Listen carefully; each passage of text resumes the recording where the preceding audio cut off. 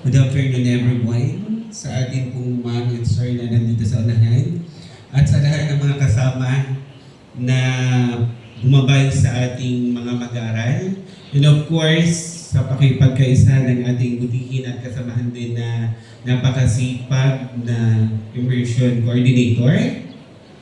Hayaan yung basahin ko sa inyo ang aking nakandang speech kung saan ay nagpapatunay na kayo ay isang mabuting mag-aral.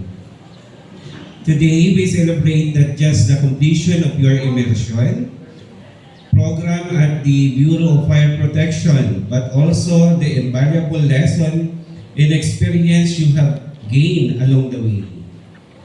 This journey has given you first-hand exposure to the dedication, discipline, and bravery required to serve and protect the community. To our mentor from the Bureau of Fire, we extend our deepest gratitude for sharing your knowledge, skill, and wisdom with our students. Your guidance has been instrumental in shaping your understanding of service, responsibility, and teamwork.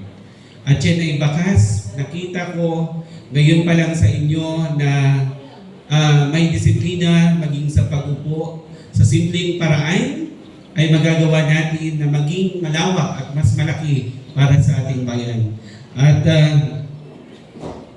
hinihiling ko na medyo umiti naman kayo ng konti kasi hindi ako sanay na masyadong seryoso, nakakakaba pa ganun. Okay, para naman sa ating mga estudyante, always remember that learning does not stop here. Katulad ng nasabi kanina ni Sir, what you have gained in this immersion program is not just technical knowledge, but a deeper sense of purpose.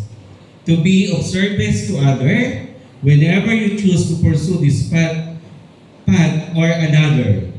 Let the values of discipline, courage, and compassion guide you in making positive impact on society.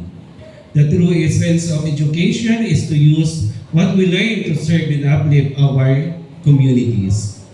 Congratulations on the milestone and may you continue to grow into responsible and committed individual. God bless you.